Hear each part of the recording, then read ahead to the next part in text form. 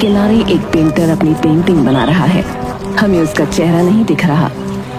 थोड़ा सा दाएं, बस अब बिल्कुल सही बनेगी तुम्हारी पेंटिंग। देखो। तभी हम देखते हैं कि पेंटर की पेंटिंग पूरी हो गई है। उस पेंटिंग में एक लाश है जो नदी में पड़ी हुई है।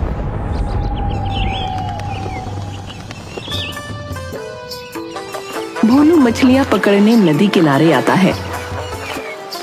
ना ना ना ना, इतनी बास काहे आ रही है भैया यहाँ से? कोई गंदी मछली तो नहीं आ गई किनारे पे? चलो छोड़ो। ए भोलू, तू जाल बिछा आज बहुत सारी मछलियां पकड़नी होंगी तुझे। हाँ, वरना तो पैसे की बहुत तंगी हो जाएगी रे। भोलू जाल नदी में डालता है। ए भगवान, मच्छी की जगह सोना चांदी दे दे आज तो जाल में। जाल में कुछ मछलियां आ जाती हैं। भोलू मछलियां अपने बोरे में डालता है। वाह वाह वाह वाह, बस ऐसे ही थोड़ा सा और मिल जाए, फिर हम चलेंगे अपने घर की ओर। ना ना ना ना। भोलू दोबारा जाल पानी में डालता है। दे दे भगवान, बड़ी मछली जाल में दे दे। तभी जाल भारी हो जाता है। अरे, जाल तो सच में भारी हो गया है। लगता है कोई बड़ी चीज आ गई है जाल में। क्या भगवान, आज तो आपने सचमुच सुन ली मेरी। जय हो। अरे, बड़ी भारी चीज लगती है भाई, पर कोई बात नहीं। भोलू भोलू, खींच बेटा, खींच खींच। तभी भोलू देखता है कि उसके जाल में एक लड़की की लाश है। अरे अरे, ये क्या है भैया? ये कौन है? भोलू, जल्दी से बाहर निकाल इसे, क्या पता जिंदा हो। भोलू लड़की को बाहर निकालता है और हैरान रह जाता है क्योंकि वो मर चुकी है। अरे, इसका चेहरा तो रिमझिम से मिलता है। सरपंच पंचायत में आते हैं। मैं यहाँ ज्यादा कुछ नहीं कहना चाहता, लेकिन जिसने भी हमारी बेटी रिमझिम का कत्ल किया है, वो जमीन में छुपे चाहे बादल में, उसकी मौत अब तय है। हाँ, अब पुलिस इस गांव में आएगी और तहकीकात शुरू करेगी, लेकिन हमें पुलिस पर पूरी तरह से भरोसा नहीं है। इसलिए हमने बुलाया है एक जासूस को, जिसका नाम है जोशी रावत। वो कल यहाँ पहुंच जाएगा। जोशी नदी के किनारे पहुंचकर तहकीकात करना शुरू कर देता है। खूनी ने नदी के अंदर ही मारा होगा इस लड़की को। नदी में लाश को लाके फेंकना इतना आसान नहीं है। तभी उसके पास सरपंच का नौकर किशोर आता है। अरे, आप जोशी साहब है क्या? हाँ, और मेरे हिसाब से तुम्हें सरपंच जी ने भेजा है। हाँ हाँ, आपको ले जाने के लिए। पर आप यहाँ सीधा क्यों आ गए? अरे, यहीं से तो मेरा काम शुरू होगा। अच्छा, ये बताओ किशोर, पुलिस को यहाँ से क्या कुछ मिला है क्या? ऐसा तो कुछ खास नहीं मिला है साहब, पर एक चीज मिली है। यहाँ पर किसी ने जो है एक चित्र बनाकर छोड़ा था लड़की के मरने वाले वक्त का, जिससे जो है अब पुलिस मान रही है कि कातिल जो है पेंटर हो सकता है। इंटरेस्टिंग। और कुछ मिला है क्या? और तो कुछ नहीं मिला है साहब ऐसा। उसने जो है लड़की का मुंह भी नहीं बिगाड़ा और ना ही उसकी लाश को छुपाया, पेंटिंग भी बनाई। यानी वो हमसे कुछ छुपाना नहीं चाहता है, बल्कि हमें कुछ दिखाना चाहता है। खैर छोड़ो, चलो सरपंच के पास चलते। चलो। जोशी को चलते चलते एक पेड़ पर एक चित्र बना हुआ दिखता है। चित्र में एक आदमी के ऊपर एक पत्थर गिरा हुआ है। अरे, ये तो बच्चे बनाते रहते हैं। आप आइए। हाँ चलो। जोशी और किशोर सरपंच के पास पहुंचते हैं। सरपंच जोशी से मिलता है। जोशी, उम्मीद है तुम्हें आने में कोई तकलीफ नहीं हुई होगी। नहीं सरपंच जी। तुम क्यों आए हो तुम्हें पता ही है। हमारी बेटी का कत्ल हो गया है। हमें कातिल चाहिए, जिंदा या मुर्दा। उसके लिए तुम्हें जो भी चाहिए वो मिलेगा तुम्हें। सरपंच जी, अभी तो मुझे बस वो पेंटिंग देखनी है जो स्पॉट पर मिली थी। क्या हो सकता है? मैं कोशिश करता हूँ। आज तुम आराम करो। अच्छा ठीक है सरपंच जी, अभी मैं चलता हूँ। अच्छा। गांव में बहुत शोर हल्ला मच रहा है। जोशी उठता है। जोशी किशोर को बुलाता है। किशोर, इधर आओ तो जरा। किशोर जोशी के पास आता है। ये शोर अल्लाह क्यों मच रहा है सुबह सुबह? अरे गजब हो गया जोशी जी, गांव में एक और लाश मिली। पूरा गांव वहीं जा रहा है। पुलिस भी आने वाली है। अच्छा, क्या तुम मुझे वहां लेके चल सकते हो अभी? हाँ चलिए चलिए, पास में ही है। किशोर और जोशी लाश के पास पहुंचते हैं। वहां पुलिस भी आ गई है। अरे नहीं, ये नहीं हो सकता है। जोशी देखता है कि लाश का मुंह बड़े पत्थर से कुचल दिया गया है। ऐसा ही दृश्य उस दिन मैंने उस पेड़ पर बना हुआ देखा था। तभी जोशी को एक पेंटिंग उसके पैर के नीचे मिलती है, जिस पेंटिंग में एक आदमी एक ऊंची जगह पर से नीचे कूद रहा है। यानी ये सिलसिला रुकने नहीं वाला है। ये कातिल हमें हिंट दे रहा है। क्या जोशी जी, तुम्हारे गांव में मौतें अभी और बढ़ने वाली हैं। कौन कौन मरेगा और कैसे मरेगा और कब मरेगा, ये कोई नहीं जानता। किशोर जोशी को वहीं से पुलिस स्टेशन ले जाता है।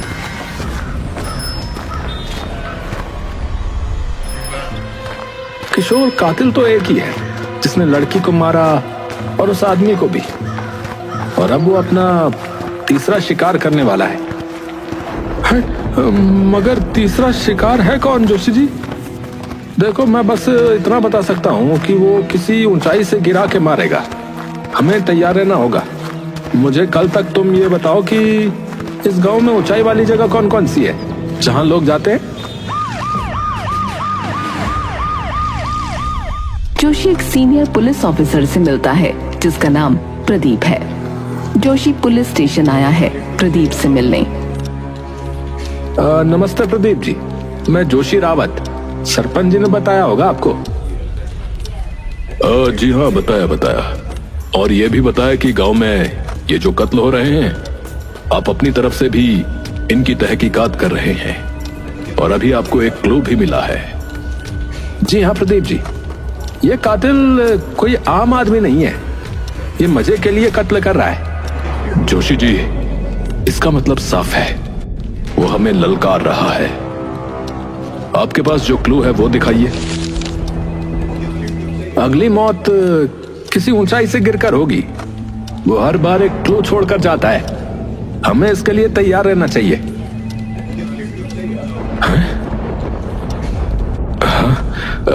पर इस गांव में ऊंची जगह इतनी है ही नहीं। कुछ पहाड़ हैं, बिजली का घर जहां कोई जा नहीं सकता, और एक पानी की टंकी। पानी की टंकी, वहां वो आ सकता है। हम लोग वहीं रहेंगे। क्या पक्का वो वहां आएगा? अब आपके पास और कोई ऑप्शन है? ठीक है, मैं अपनी टीम का एक आदमी वहां तैनात करता हूं। प्रदीप जी, याद रहे, अगर उससे जीतना है तो हमें उसे जिंदा पकड़ना होगा।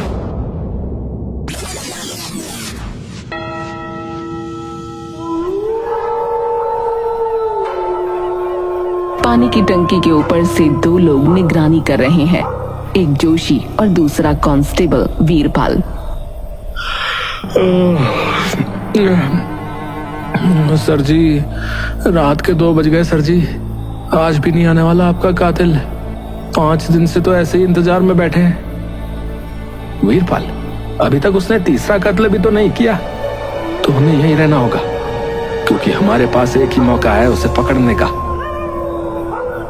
पर ये तो बताइए सर जी, आप कैसे कह सकते हो कि वो चित्र उसने ही बनाया है? अरे क्या पता किसी बच्चे ने बना के फेंक दिया हो। देखो वीरपाल, उसने जो रंग इस्तेमाल किए थे ना, वो वही सेम रंग पहली पेंटिंग में भी इस्तेमाल हुए थे। इसलिए मुझे पूरा यकीन है कि वो पेंटिंग जो है ना, उसी ने बनाई थी।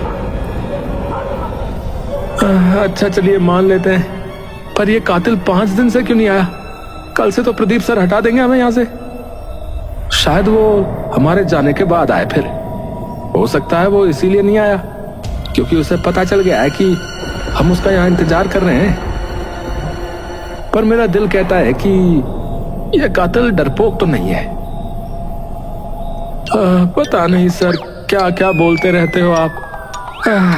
छोड़िए, मैं तब तक एक बीड़ी पी लेता हूँ। वीरपाल बीड़ी पीने के लिए टंकी की दूसरी साइड पर जाता है। वीरपाल और जोशी टंकी की टॉप ऊंचाई पर हैं। तभी एक गोली चलने की आवाज आती है। जोशी भागकर वीरपाल के पास आता है तो देखता है कि वीरपाल की लाश टंकी से नीचे जमीन पर गिर गई है और दूर एक आदमी गन लिए खड़ा है जो कि कातिल है। वीरपाल, वीरपाल। जोशी सीढ़ियों की मदद से टंकी से नीचे उतरता है जहां वीरपाल की लाश लहूलुहान पड़ी है, जो मर चुका है। भाग भाग, मैं भी देखता हूँ तू कितनी दूर तक भागता है। भाग। जोशी जंगल की तरफ भागता है जहां उसने कातिल को देखा था। लगता है भाग गया। मुझे थोड़ा और जल्दी आना चाहिए था। तभी पीछे से जोशी के सर पर कोई वार करता है। जोशी बेहोश हो जाता है। जोशी होश में आता है तो तेज धूप निकल गई है। मेरे हाथ से वो निकल गया, वो यही था। तभी जोशी अपनी शर्ट को देखता है और हैरान रह जाता है। ये क्या? एक और क्लू। जोशी की शर्ट पर एक स्केच बना है जिसमें एक पुलिस वाला खुद को गोली मार रहा है।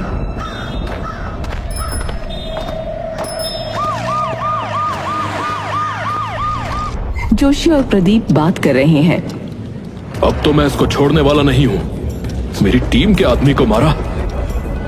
गुस्सा शांत रखिए प्रदीप जी, क्योंकि वो यही चाहता है आपको गुस्सा आए।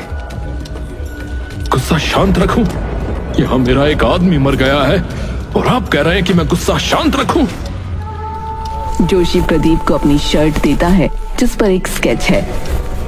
उसका अगला शिकार जो है आप हो सकते हो। पुलिस वाला खुद को गोली मारेगा? हाँ, वो यही क्लू छोड़ के गया है। सबको आगाह कर दीजिए, मैं चलता हूँ। जैसे ही जोशी पुलिस स्टेशन से निकलता है वैसे ही एक आदमी पुलिस स्टेशन के अंदर आता है। वो आदमी प्रदीप के पास जाता है। प्रदीप जी, आप ही हैं क्या? हाँ, तुम कौन? जी, एक कंप्लेन लिखवानी है। बोलो। जी, एक अजीब सी बीमारी है इस आदमी को। इसे लोगों को मारने का मन करता है और अभी तक 3 कत्ल कर चुका है, पर पकड़ में नहीं आया किसी के। क्या? कौन है ये?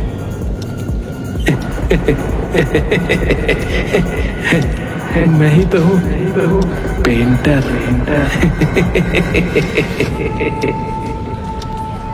प्रदीप हैरान हो जाता है। थाने में खड़े लोग भी। जोशी पुलिस स्टेशन जाता है क्योंकि उसे खबर मिल जाती है कि पेंटर पकड़ा गया। जोशी प्रदीप से मिलता है। जोशी, उसको अंदर रखा गया है। वो खुद आया चलकर हमारे पास।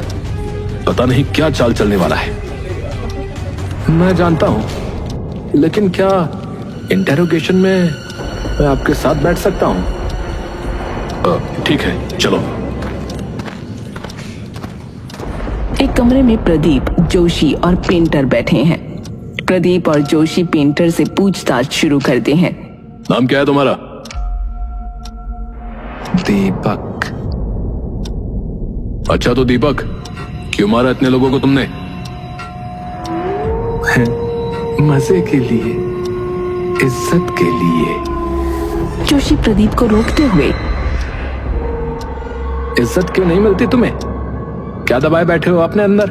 हमें बताओ, हमें भी तो पता लगे। या तुम सिर्फ एक पागल हत्यारे हो? मैं पागल नहीं हूं, समझे?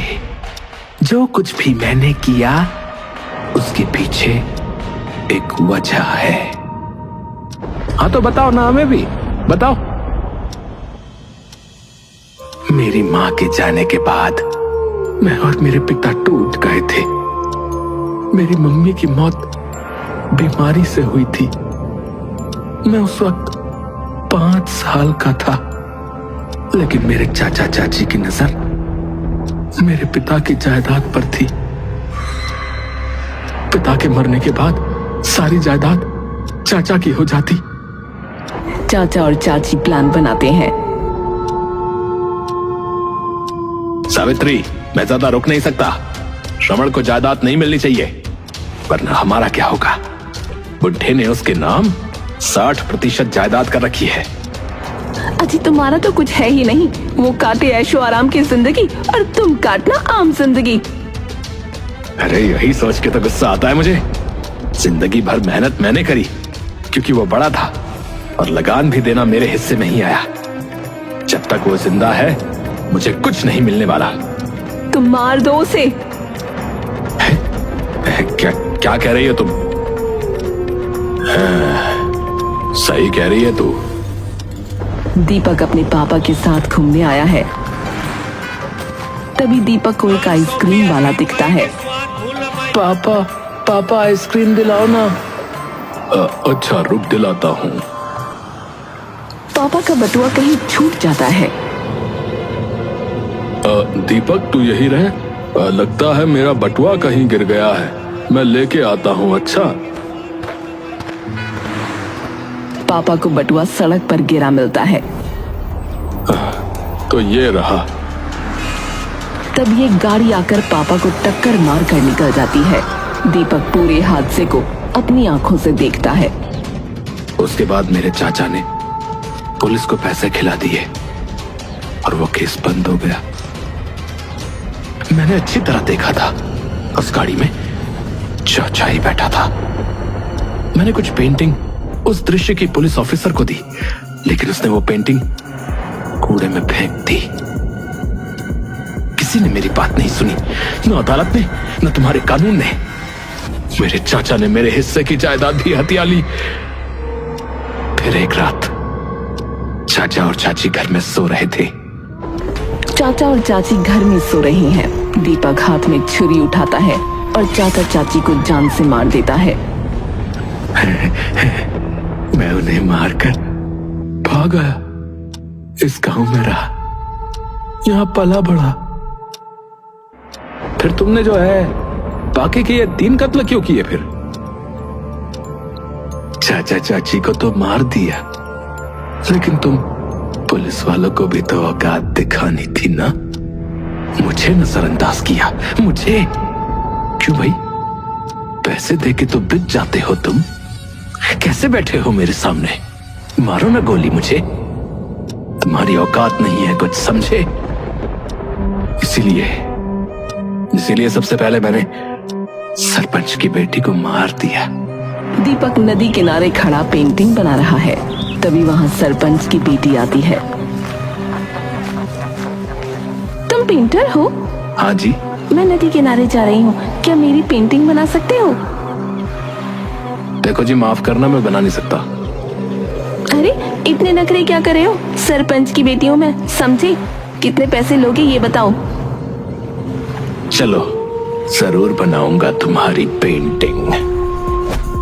सरपंच की बेटी को दीपक नदी में डुबाकर उसका दम घोटकर उसे मार देता है और फिर उसकी पेंटिंग बनाता है। सरपंच की बेटी को पेंटिंग चाहिए थी, बना दी उसकी पेंटिंग। ले ले ले, रख ले इसे, ले ले ले। ये बताओ कि फिर उस आदमी को क्यों मारा? आदमी? हाँ, रोज दारू पी के अपनी बीवी को मारता था साला। बाहर दूसरी औरत से चक्कर चला रखा था। मेरे पड़ोस में ही रहता था। तो फिर मैंने बनाया उसे अपना दूसरा टारगेट। कुछ गलत किया क्या? कुछ कुछ गलत किया क्या? अरे अरे उसकी बीवी तो आजाद हुई ना उस जल्लाद से। आजाद हो गई वो। आजाद हो गई। और फिर वीरपाल को क्यों मारा? है वीरपाल। हाँ, उससे कोई लेना देना नहीं था। मैं तो उस दिन गया था खुद की जान लेने, पर फिर देख गया वो मुझे, तुम्हारा आदमी वहां टंकी के ऊपर बैठा हुआ। मेरा प्लान खराब हो गया, पूरा प्लान खराब हो गया मेरा। तो फिर अगले दिन मैं फिर आया गन लेके खुद को मारने के लिए, और गोली मार दी उस बंदे को। क्या है ना मेरी पेंटिंग सच होती है। अब कोई भी मरे मुझे उससे कोई फर्क नहीं पड़ता है।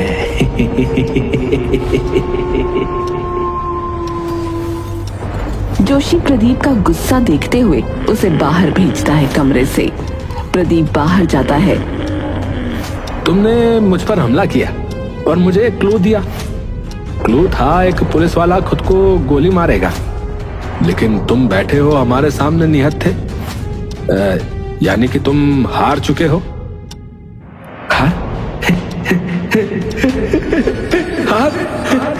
हार चुका हूं।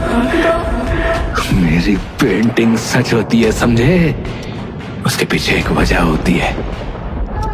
अब कैसे, वो देखो। तभी पुलिस स्टेशन के सामने एक गाड़ी आकर रुकती है। गाड़ी में से एक पुलिस ऑफिसर निकलता है। वो थाने के अंदर जाता है। सामने प्रदीप खड़ा है। पुलिस ऑफिसर खुद को गोली मार लेता है। जोशी और प्रदीप हैरान रह जाते हैं।